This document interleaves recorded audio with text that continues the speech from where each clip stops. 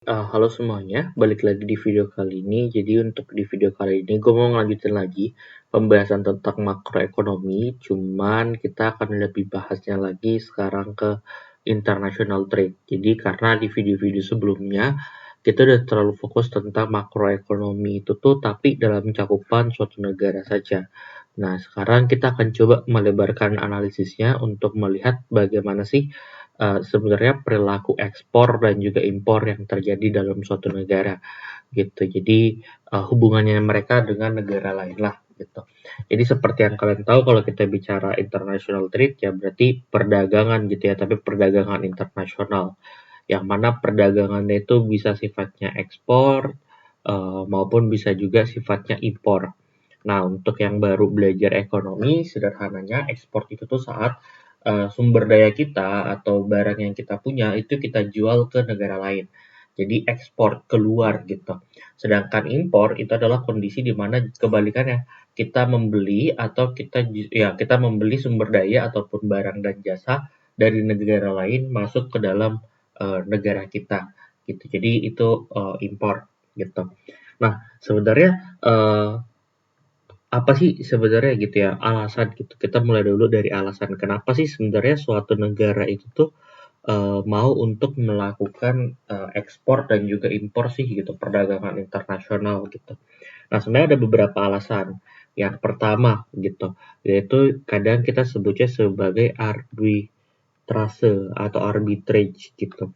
Sebenarnya sederhananya ini adalah uh, profit motivation gitu ya, karena sederhananya orang itu tuh melakukan perdagangan ya simply karena mereka mau cari untung gitu. Jadi kayak contoh barang di Indonesia gitu, kayak kita punya batik. Batik mungkin harganya per apa per satu setel gitu ya, harganya mungkin 100.000 gitu. Nah, tapi sebenarnya ketika kita jual ekspor gitu ya, kita jual ke negara lain, bisa jadi dihargainya 500.000. Nah, berarti kan kita dapat untung lebih gitu ya, kalau seandainya kita jualnya ke negara lain gitu. Nah, selain itu sebenarnya ada juga alasan lain, yaitu karena masalah geografis. Geografis. Nah, maksudnya apa? Jadi ada kondisi-kondisi tertentu di mana suatu negara itu tuh tidak bisa memproduksi suatu barang karena tidak punya sumber daya yang ada, tapi mereka butuh barangnya. Sehingga mau nggak mau mereka impor gitu, ataupun gitu pun juga kebalikannya. Mereka bisa jadi ekspor karena memang mereka satu-satunya negara yang mungkin punya sumber daya tersebut gitu. Dan mereka tahu negara lain mungkin butuh gitu. Jadi kayak contoh sederhananya apa ya? Sumber daya untuk membuat mobil gitu contoh aja ya. Nah, mungkin di Indonesia saat ini sumber daya belum cukup gitu ya untuk bisa bikin mesinnya dan sebagainya gitu. Sehingga mau nggak mau harus kita ekspor gitu mobil gitu. Nah, gitu juga kayak contoh untuk beberapa negara-negara di Eropa, kadang mereka ketika masuk musim dingin gitu, mereka butuh pakaian yang tebal. Nah, tapi sayangnya biasa ada beberapa negara yang mereka nggak bisa memproduksi kain gitu, karena nggak bisa beternak lah gitu di sana untuk menghasilkan bulu gitu, bulu yang dipintal untuk jadi benang, terus jadi kain dan seterusnya gitu. Sehingga banyak tuh biasanya pakaian-pakaian yang diproduksi dari Indonesia gitu yang justru dikirimin ke negara tersebut gitu.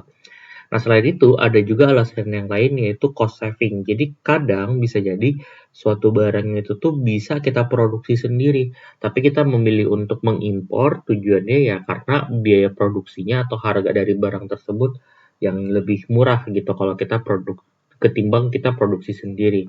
Sehingga orang-orang tuh jadi mau untuk impor. Gitu pun juga sebaliknya gitu. Ataupun bisa jadi sebenarnya secara biaya atau secara sumber daya kita bisa produksi juga nih. Secara biaya mungkin lebih murah, tapi bisa jadi barang-barang luar negeri itu tuh lebih berkualitas gitu. Sehingga itu yang jadi tujuan untuk orang melakukan ekspor dan juga impor gitu. Nah, apa sih sebenarnya manfaat gitu ya kalau kayak gitu, advantage gitu ya, manfaat dari melakukan perdagangan internasional ini jadinya gitu. Pertama yang tadi yang dapat profit gitu ya, berarti sebenarnya secara tidak langsung ini jadi sumber pendapatan gitu. Sumber pendapatan. Nah, yang kedua gimana? Yang kedua adalah dengan kita adanya ekspor dan juga impor gitu secara tidak langsung kan berarti meningkatkan skala bisnis gitu ya. Sehingga ini akan membuka nih kesempatan-kesempatan kerja yang baru gitu. Jadi ini juga jadi salah satu manfaat gitu. Jadi coba bayangin kalau ada satu perusahaan yang mungkin dia hanya melayani pasar domestik gitu. Nah, karena permintaannya mungkin sedikit, ya mereka hanya mempekerjakan 10 tenaga kerja.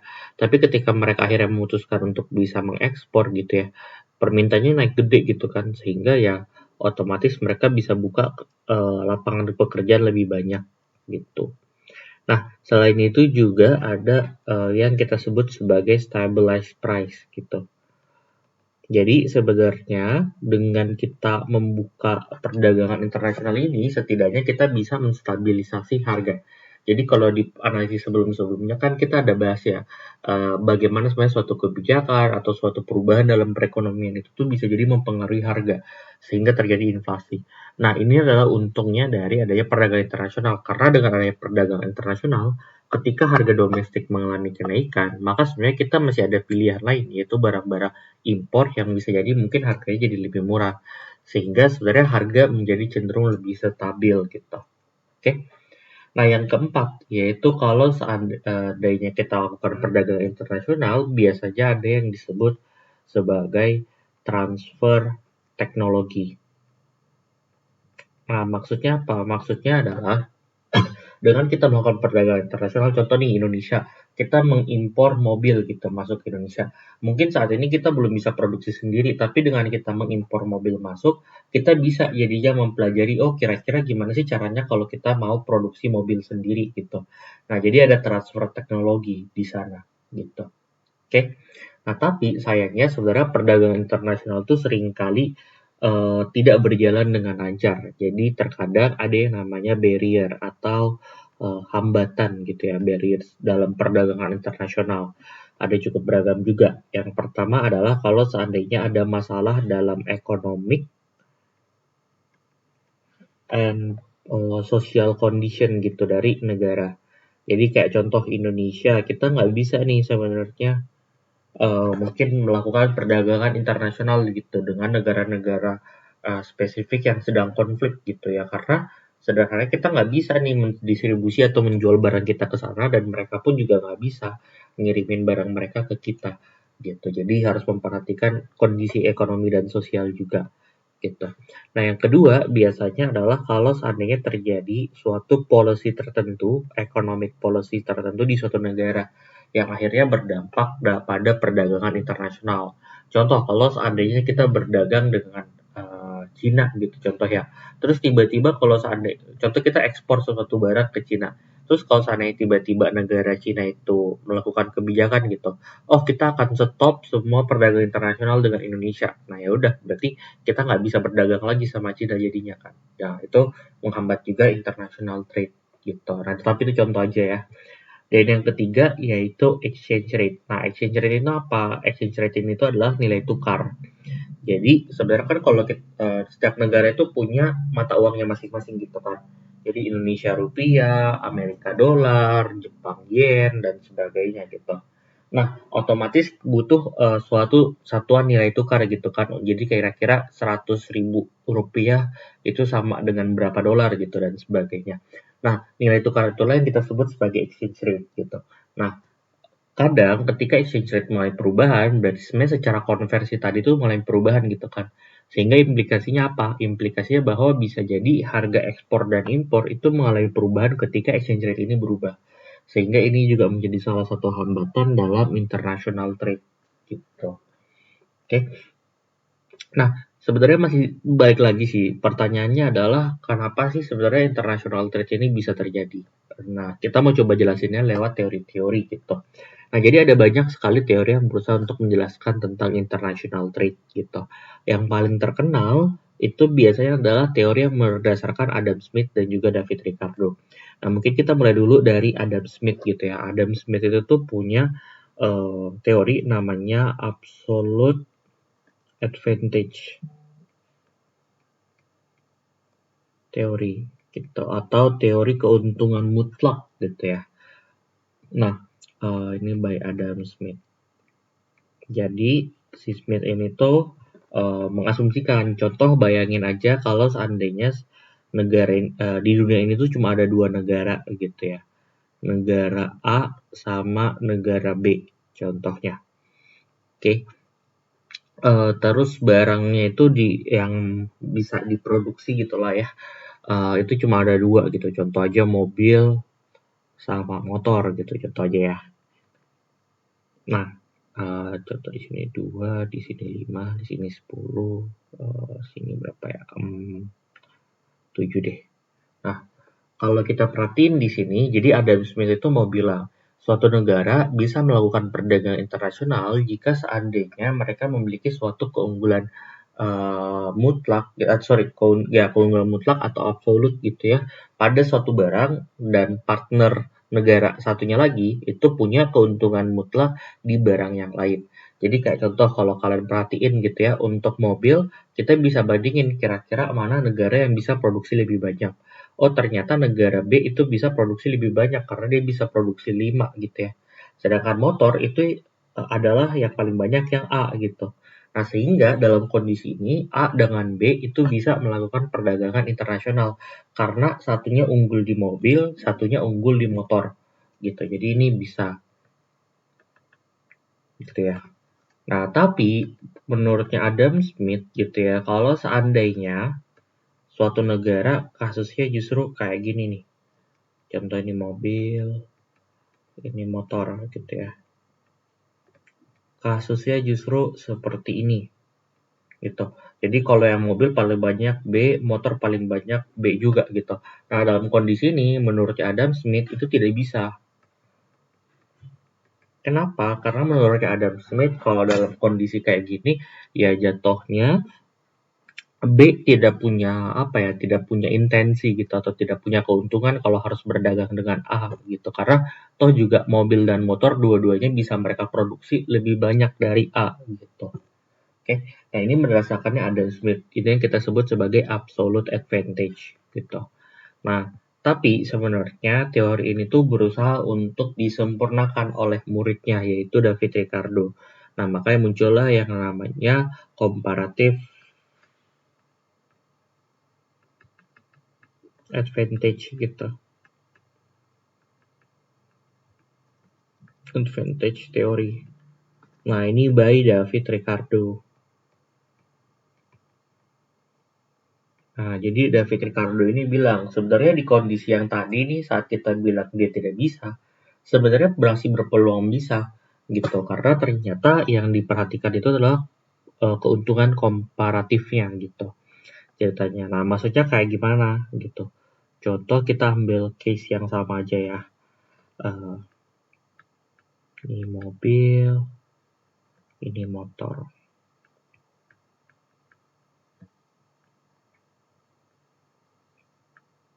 Nah, di sini 2, di sini 5, di sini 10, di sini 7. Nah, kelihatannya seolah-olah tidak bisa tidak bisa berdagang gitu. Nah, padahal kalau seandainya kita perhati ini untuk negara A, kita coba ngelihat perbandingan mobilnya terhadap motor gitu ya. Kalau kita lihat negara A itu tuh punya perbandingan untuk setiap satu mobil mereka butuh sekitar berapa nih? 3,5. Ini 3,5 dapatnya dari mana? Dapatnya dari 7/2 gitu. Jadi 7/2 untuk lihat satu mobil sama dengan 3,5 motor gitu. Berarti di sini bisa kita bilang bahwa bagi negara A untuk memproduksi satu mobil, maka mereka harus mengorbankan gitu ya, mengorbankan sumber daya motor mereka sebanyak 3,5 unit gitu.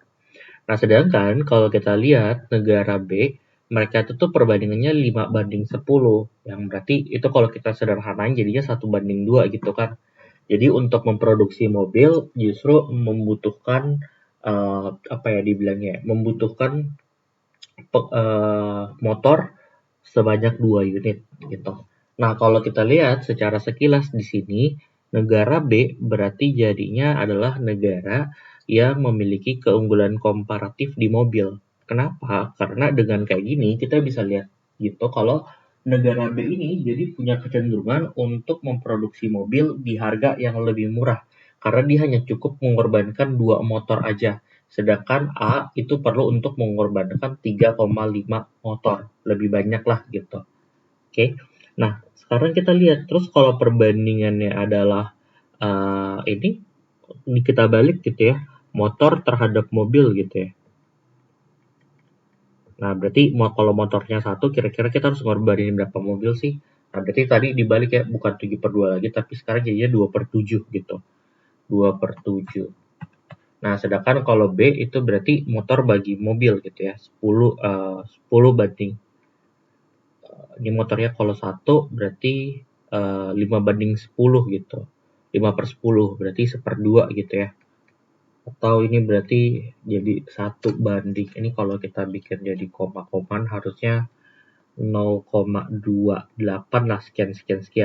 Sedangkan ini berarti 1 banding 0,5 gitu.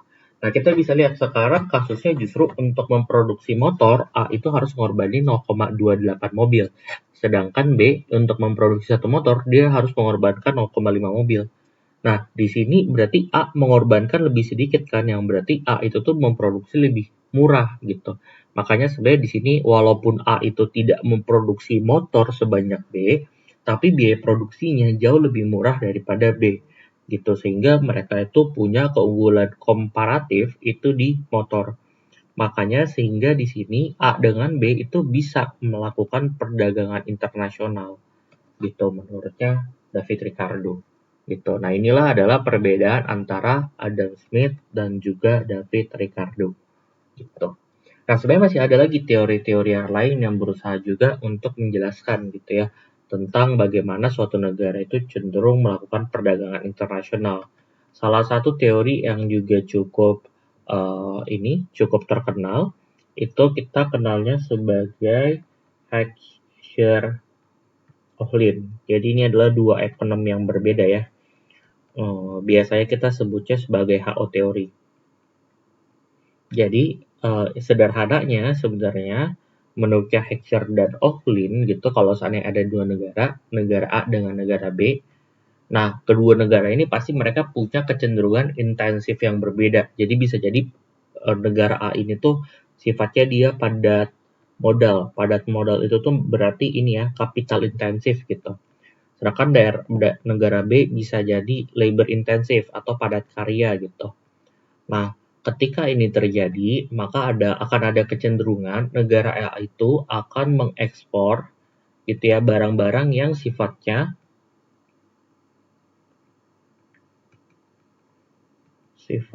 padat modal gitu. Atau barang-barang yang butuh lebih banyak modal ketimbang tenaga kerja gitu, karena mereka punya banyak sumber daya ini gitu. Sedangkan yang padat karya ya berarti kebalikannya, mereka akan cenderung ekspor barang-barang yang sifatnya padat karya juga, karena mereka lebih banyak sumber daya tenaga kerjanya gitu. Makanya sih secara Ohlin itu biasanya kita sebut juga sebagai endowment theory atau teori sumber daya. Jadi menurutnya dia banyak atau sedikitnya sumber daya itu yang akan mempengaruhi perilaku perdagangan internasional dari suatu negara gitu. Oke.